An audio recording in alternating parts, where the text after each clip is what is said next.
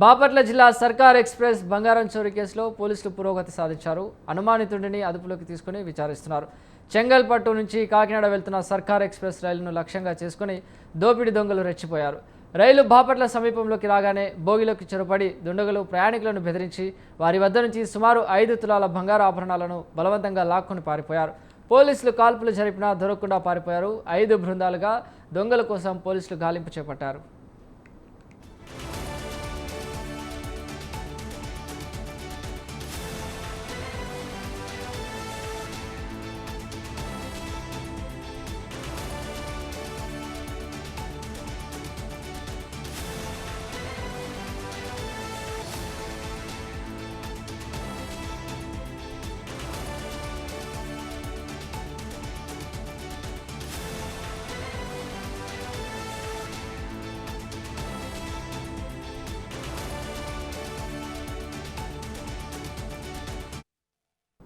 బాపట్ల జిల్లా సర్కార్ ఎక్స్ప్రెస్ బంగారం చోరీ కేసులో పోలీసులు పురోగతి సాధించారు.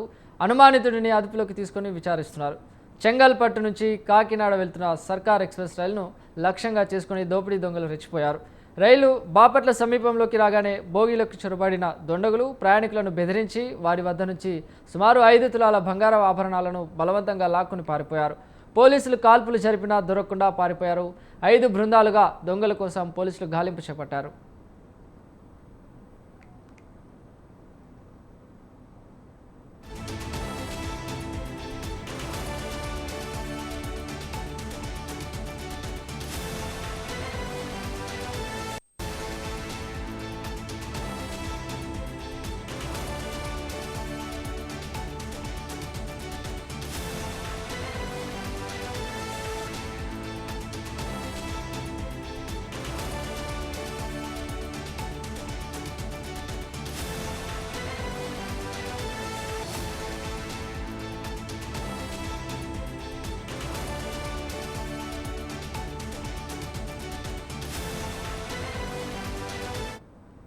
బాపట్ల జిల్లా సర్కార్ ఎక్స్ప్రెస్ బంగారం చోరీ కేసులో పోలీసులు పురోగతి సాధించారు. అనుమానితుడిని అదుపులోకి తీసుకుని విచారిస్తున్నారు.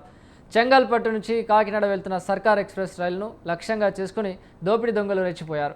రైలు బాపట్ల సమీపంలోకి రాగానే బోగిలోకి చొరబడిన దుండగులు ప్రయాణికులను బెదిరించి వారి వద్ద నుంచి సుమారు 5 తులాల బంగారు ఆభరణాలను బలవంతంగా లాక్కుని పారిపోయారు. పోలీసులు కాల్పులు జరిపినా దొరకకుండా పారిపోయారు. వీరు 5 బృందాలుగా విడిపోయి దొంగల కోసం పోలీసులు గాలింపు చేపట్టారు. రైట్, ఈ అంశంపైన మరింత సమాచారాన్ని మా ప్రతినిధి వీరాస్వామి అందిస్తారు. వీరాస్వామి. చిరంజీవి, బాపట్ల జిల్లా సర్కారు ఎక్స్ప్రెస్ లో వెళుతున్న చోరీ ఘటనలో మాత్రం పురోగతి సాధించారు పోలీసులు. దీనికి అనుమానితులను ఒకరిని మాత్రం అదుపులోకి తీసుకున్నారు. దీనికి సంబంధించి కూడా ఇప్పటికే అతన్ని వివరాలు కూడా సేకరిస్తున్న పరిస్థితి నెలకొంది. ఇప్పటికే నిందితుల కోసం 5 బృందాలు కూడా గాలింపు చర్యలు చేపట్టారు. అదేవిధంగా ఘటనా స్థలంలో కూడా 2 బ్యాగులు కూడా స్వాధీనం చేసుకున్నారు. దీనికి సంబంధించి కూడా అనుమానితులు మాత్రం పలు విధాలుగా మాత్రం వివరాలు సేకరిస్తున్న పరిస్థితి నెలకొంది. ఈ నేపథ్యంలో నిందితులు ఎవరైతే ఉన్నారో 6 కోసం విస్తృతంగా గాలింపులు చేపట్టారు. తోటల్లో కూడా, అదేవిధంగా అటువైపు ఉన్న పొలాల్లో కూడా విస్తృతంగా గాలింపు చర్యలు చేపట్టినాయి. ఎక్కడికెక్కడ చెక్ పోస్టులు కూడా ఏర్పాటు చేసిన పరిస్థితి నెలకొంది.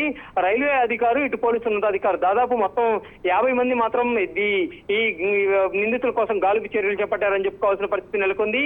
ఈ ఘటన ఏదైతే ఉందో ఈ మధ్య కాలంలో చూసుకున్నట్లయితే 3 ఘటనలు కూడా జరిగాయి. వీటిల్లో కూడా పోలీసులు ఉన్న రైల్వే శాఖ కూడా దీని మీద కూడా సీరియస్ యాక్షన్ కూడా తీసుకుంటుంది. ఇప్పుడు మాత్రం జరిగిన ఘటన మాత్రం ఏదైతే ఉందో నిద్రపోతున్న 2 మహిళల మీద కూడా మెడలో నుంచి గొలుసులు లాక్కెళ్ళేసిన ఘటన మాత్రం కలకలం రేగింది. ఇది రాష్ట్ర వ్యాప్తంగా కూడా సంచలనం రేగింది. పోలీసు ఉన్నతాధికారులు కూడా ఇప్పటికీ చూసుకుంటే మాత్రం ఆధారాలు సేకరిస్తున్నాం, వివరాలు సేకరిస్తున్నాం అంటున్నారు. కానీ నిందితులు ఇప్పటి వరకు ఒక్కరిని కూడా పట్టుకోలేదు. ఈ నేపథ్యంలో ఒక ఛాలెంజింగ్ గా మారిందని చెప్పుకోవాల్సిన పరిస్థితి ఉంది. దీని మీద కూడా ఇప్పటికే పోలీసు ఉన్నతాధికారులు కూడా ఒక సీరియస్ కూడా చెప్పడం జరిగింది. కాల్పులకు కూడా వెనకాడబోమని చెప్పేసి ఇప్పటికే చెప్పిన పరిస్థితి నెలకొంది. రైల్వేలో చూసుకుంటే మాత్రం ఇప్పటికీ జిఆర్పి అదేవిధంగా చూసుకున్నట్టు మాత్రం సిఆర్పి అదేవిధంగా పోలీసు ఉన్నతాధికారుల సమీపంతో కూడా గాలింపు చర్యలు చేపడుతున్నారని చెప్పుకోవాల్సిన పరిస్థితి ఉంది. అనుమానితుడి వద్ద కూడా వివరాలు సేకరిస్తున్నారు. ఇంతవరకు బయటకు కూడా గోప్యంగా విచారిస్తున్న పరిస్థితి నెలకొంది. ఒక విషయం కూడా బయటకు రానివ్వలేదు. అతను నిందితుడా కాదా అని చెప్పేసి ఆరా తీస్తున్నారు. అదేవిధంగా చూసుకుంటే మాత్రం ఏదైనా నిందితుడు అయితే మాత్రం తీగలాగితే డొంకంతా కదిలింది అన్న విధంగా మాత్రం మరికొన్ని విషయాలు కూడా వెలుగులోకి వచ్చే అవకాశాలు కనిపిస్తున్నాయి. కానీ ఇతను మాత్రం అనుమానితుడే అని చెప్పేసి ఇప్పటికే పోలీసు ఉన్నతాధికారులు కూడా చెబుతున్న పరిస్థితి నెలకొంది. కొన్ని వివరాల ఆధారంగా అతని మీద సేకరిస్తున్నారు. అతని దగ్గర ఫోన్ కూడా తీసుకొని అతని దగ్గర కూడా వివరాలు సేకరిస్తున్న పరిస్థితి నెలకొంది. Chiranjeevi. Right, thank you Veeraswamy.